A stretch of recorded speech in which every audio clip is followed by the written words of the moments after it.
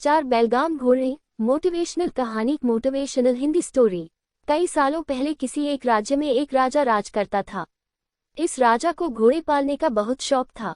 इस राजा के पास वैसे तो कई सारे घोड़े थे, लेकिन इसके पास चार ऐसे जंगली घोड़े थे जो सर राजा को काफी पसंद थे। राजा ने इन घोड़ों को ट्रेन करने के लिए कई ट्रेनरों को बुलाया, मगर कोई भी इन घोड़ों को अच्छे से ट्रेन नहीं कर पाया। जब भी कोई इन पर बैठने की कोशिश करता तो यह उसे तुरंत अपनी पीठ से फेंक देते या उसे लात मार देते। राजा को घोड़े प्यारे बहुत थे, इसलिए ट्रेनरों को सख्त वार्निंग दी जाती थी कि इन पर जोर जबरदस्ती ना की जाए, यानी कि इन्हें मारा पीटा ना जाए। कई महीने निकल गए मगर कोई भी ट्रेनर घोड़ों को अच्छी तरह से ट्रेन करने में सक्षम नहीं हो पाया। तब राजा ने अपने राज्य में ढिंढोरा पिटवाया कि जो भी व्यक्ति इन घोड़ों को अच्छे से ट्रेन कर देगा उसे बहुत बड़ा इनाम दिया जाएगा। कुछ दिनों बाद एक युवा ट्रेनर राजा के पास आया। राजा ने अपनी शर्त की घोड़ों की ट्रेनिंग बिना मार पिटाई होनी चाहिए ऐसा उस युवा को बताई। युवा ने राजा की शर्त मान ली और अपनी तरफ से भी राजा के सामने दो शर्तें रख दी। युवा ट्रेनर बोला, मैं आपकी हर शर्त मानने के लिए तैयार हूं, मगर मेरी भी दो शर्तें हैं जो आप मानो तभी मैं आपके घोड़ों को ट्रेन कर पाऊंगा। राजा ने कहा, पहले शर्तें तो बताओ। ट्रेनर बोला, पहली शर्त है कि मुझे इन घोड़ों को ट्रेन करने के लिए कुछ महीने या पूरा साल भी लग सकता है, उतना वक्त दिया जाए। और दूसरी शर्त यह है कि इन घोड़ों के खाने पीने रहने का बंदोबस्त पूरा मुझ पर छोड़ दिया जाए। राजा के पास कोई और विकल्प था नहीं। कोई भी ट्रेनर आज तक घोड़ों को टर्न करने में सफल नहीं हो पाया था और अब तो नए ट्रेनर्स भी आने बंद हो गए थे। राजा ने युवा ट्रेनर की सारी शर्तें मान ली और घोड़े उसे सौंप दिए। युवा ट्रेनर अगले दिन से ही एक बड़े से बाड़े में इन घोड़ों लेकर गया और वहां सबको खुला छोड़ दिया। ट्रेनर बाड़े के किनारे किनारे पर दौड़ने लगा। फिर दौड़ते दौड़ते थकने के बाद ये युवा ट्रेनर वही बाड़े में लेट गया। वहां से उठने के बाद उसने खुद ही घोड़ों को चारा खिलाया और पानी पिलाया। इन सब प्रक्रिया के दौरान उसने घोड़ों को नहीं बांधा था। अगले दिन भी ट्रेनर ने वही सारा काम दोहराया जो उसने पहले दिन किया था। ये काम उसका नित्यक्रम बन गया। वह घोड़ों को बाड़े में खुला छोड़ देता, उन्हें घास चारा खिलाता और बाड़े के किनारे किनारे दौड़ता रहता। धीरे धीरे चारों घोड़े भी उस ट्रेनर के पीछे पीछे दौड़ना शुरू कर दिए। घोड़ों को लगने लगा कि ट्रेनर उनका दोस्त है और उनसे प्यार करता है। सारे घोड़े ट्रेनर के साथ बहुत ही सहज महसूस करने लगे।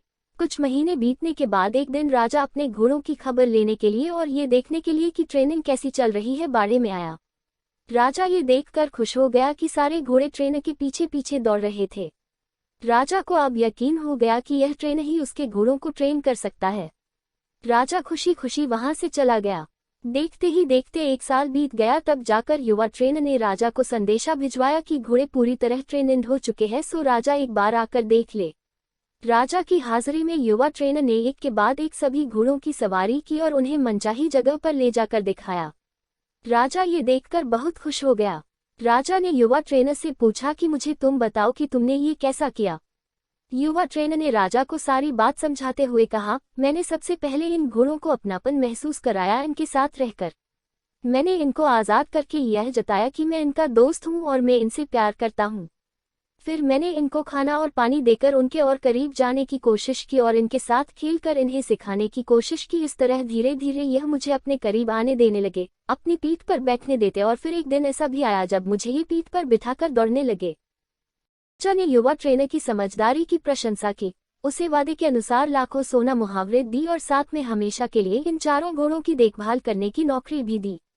दोस्तों, कहानी तो बहुत ही मजेदार और रोचक है ही, मगर इसका जो सारांश है बहुत ही गहरा है। अगर मनुष्य के जीवन के साथ इन चार घोड़ों की तुलना की जाए तो यह चार घोड़े होंगे चिंता, गुस्सा, घमंड और लालच। और मनुष्य की बुद्धि को हम युवा ट्रेनर की तरह देख सकते हैं। जिस तरह से युवा ट्रेन में समय लेकर और समझदारी से धीरे धीरे चारों बदमाश घोड़ों पर काबू पाया, उसी तरह कोई भी मनुष्य अपने जीवन के सबसे बदमाश घोड़े यानी कि चिंता, क्रोध, घमंड और लालच पर काबू पा सकता है।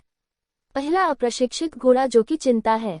हमारी बुद्धि को ये समझाना होगा कि चिंता बुरी होती है और चिंतन फायदेमंद होता है। चिंता किसी भी समस्या का हल नहीं होता, हाँ, चिंतन से हमें नए रास्ते जरूर दिखाई देते हैं। दूसरा उद्वत घोड़ा है क्रोध। दोस्तों, कभी कभी जीवन में क्रोध करना आवश्यक होता है। कभी कभी ऐसी परिस्थितियां आती है जब आपका हक कोई मार रहा हो या बेवजह आप पर जुल्म कर रहा हो, तब क्रोध करना कोई बुरी बात नहीं है। मगर क्रोध कब करना है, कैसे करना है, कितना करना है, किस पर करना है, इन सब की लगाम अपने हाथों में रखना बहुत जरूरी है। तीसरा उद्वंत घोड़ा है लालच। लालच ज्ञान पाने की हो तो अच्छी है, लालच अज्ञानता की हो तो बुरी है। लालच धन मेहनत से प्राप्त करने की हो तो अच्छी, लालच बिना मेहनत के गलत तरीके से धन प्राप्त करने की हो तो बुरी। चौथा और आखिरी उद्वंत घोड़ा है घमंड। मैं ये काम कर सकता हूँ इसे गर्व कहेंगे, और सिर्फ मैं ही इस काम को कर सकता हूँ ये घमंड होता है। बस यही सारे फर्क बुद्धि रूपी ट्रेनर से इन उद्वत गुणों को समझाना होगा, फिर आपके ये चारों बदमाश घोड़े भी देखिए कैसे कंट्रोल में आते हैं।